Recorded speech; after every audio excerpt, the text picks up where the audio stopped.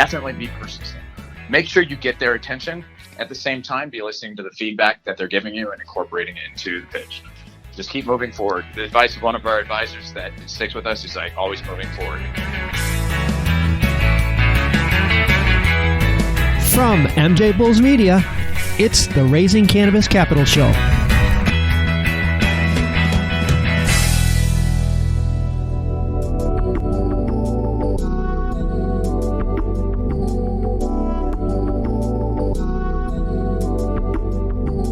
Today in the Raising Cannabis Capital series, an old friend is back in the studio with us. Ken Ramirez, the CEO of Alt36. Ken, welcome back to the MJBulls podcast.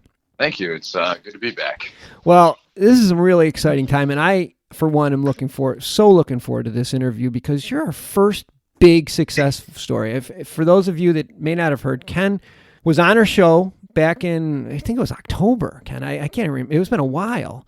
And you were just in the beginning of the process of raising capital and laying it out for all of our listeners. And well, fast forward, that finally put that to bed. It's so cool. But before we jump into that, for people that haven't heard the show, don't know anything about Alt36, quickly tell everybody what Alt36 does. Yeah, absolutely. Alt36 is a digital payments and compliance platform for the cannabis industry. So we allow cannabis operators to interact with their customers and their vendors, suppliers, and so forth without having to rely on physical cash. So we provide them a secure and efficient way, all within the compliance policies and regulations of federal and state governments. So you still work with the Dash Network?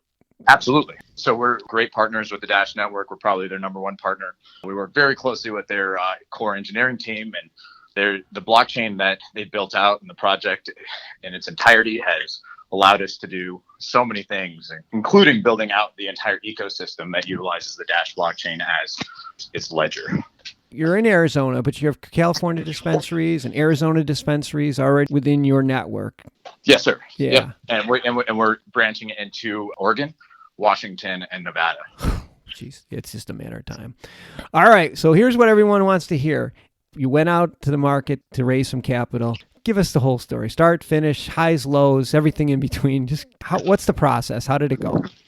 Absolutely. So, when we started at the beginning of the project, just like most companies do, we're highly reliant on seed funding, close family, friends, in order to get us to the point to where we could actually prototype out the entire project and get it to a working, functioning model for us to kind of continue to build off of. Up until that point, we had raised about $500,000, and this was about 2 years ago.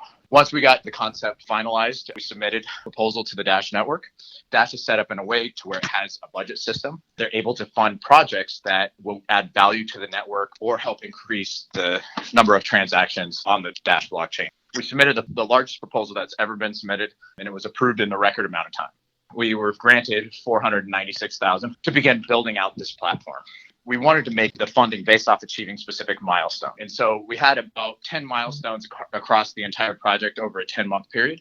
We successfully executed and hit every single milestone, in fact, coming in a month early on the final milestone.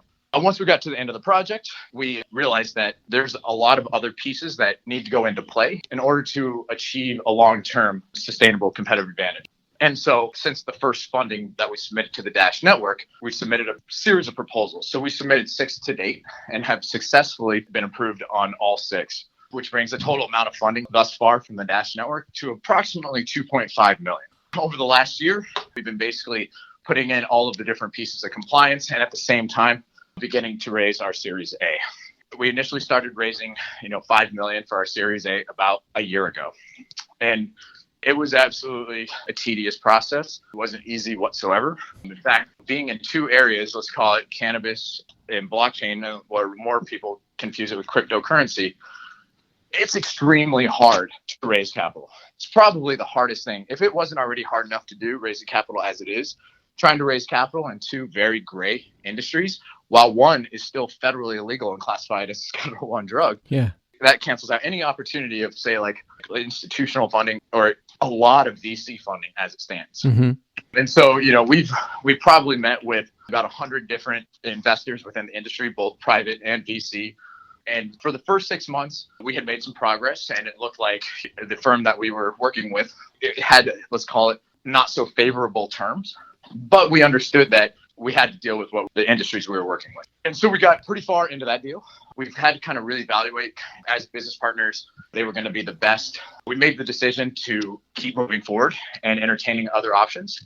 Over the last 6 months, while we were entertaining the options for the $5 million, we decided to raise more seed funding in the meantime. We felt that the progress that we were able to make on the platform would justify the increase in valuation. And so we started working with a gentleman who has significant experience within the industry and was able to help us really refine the pitch, help us really kind of paint the right picture. We worked with him. We worked with, our controller, our advisors very closely on is really making sure that we had our realistic projections. And then the other one was really painting the right picture. So, working with a consultant, he was able to really help us get all of the information condensed. We have the long form, which is our very detailed investment documentation. And then that's broken down into the shorter 10-page pitch deck. But then what was really, really helpful was getting that down to a 2-page fact sheet. Okay. When you're pitching this idea and you think about today's world of information and think about it on a daily basis of like a VC firm or even just a private investor, right? They're traveling, who knows what country they're in. There's a lot of different circumstances that can go on.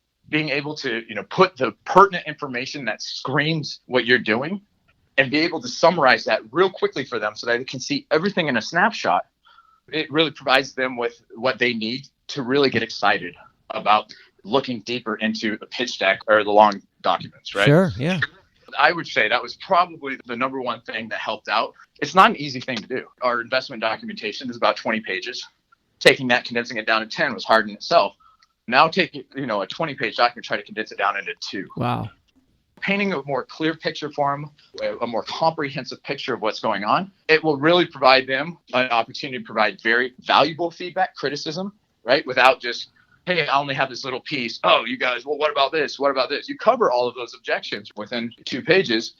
And now they're really providing feedback on strategy, or they're providing feedback on product development or market expansion, and not like stuff they're not familiar with. Right. You haven't covered. So you put all that together. Everything's done. Everything's done. And so we basically went out and we've met with the top VC firms in the cannabis industry within cryptocurrency, blockchain. We got a lot of feedback and we got a lot of criticism and we kept refining, critiquing. And we finally got to a point where we started receiving term sheets. And that's probably the most satisfying piece. And once you start receiving multiple term sheets, that's what's even better. Yeah.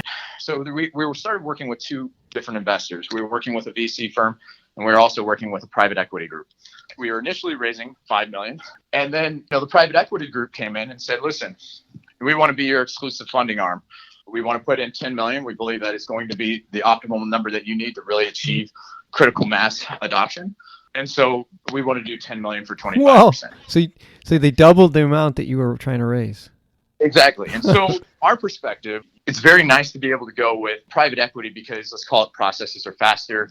There's not so much political red tape. So basically we came to an agreement with them. We got the term sheet signed, and now we're able to really start receiving the first tranches of funding. So that way we can start building out the infrastructure because the amount of demand that we have right now is kind of daunting. So I can imagine. That's crazy. So building that foundation, that's the mode we're in right now. We're at about 20 employees and we're going up to about 35 over the next month and a half. As well, we're basically expanding our market strategy. We're rolling out about another 6 to 8 states on the East Coast and Midwest. So that way we're able to really kind of cover all the different geographical regions of the country. That is so, I'm so proud of you guys. It's a tough road to hoe, but you did it. You came out the other side with $10 million. Hey, now it's time to start working. Yeah, exactly. I'll just plug this in there. I have all your information on our website for all 36. So if anybody that's listening and wants more information about your company, they can just go to MJBulls website. But hey, before I let you go, yep. You're just fresh off of this. I know you gave some advice on there, but like one or two, key things that you would tell somebody that's just about ready to start this process. Definitely keep going at it. Don't give up. A lot of people, they get discouraged. It's almost kind of like a sales process, right? It takes on average about 12 to 15 contact attempts in order to close a deal.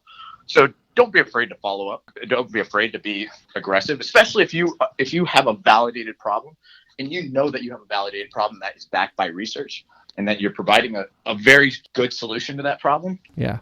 Definitely be persistent. Make sure you get their attention. At the same time, be listening to the feedback that they're giving you and incorporating it into the pitch.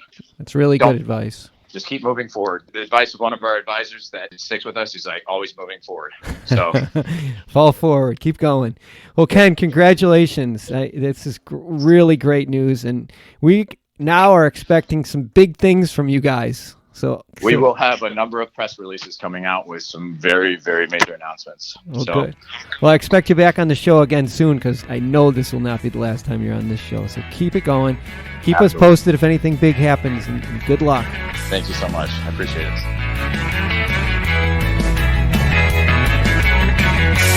it.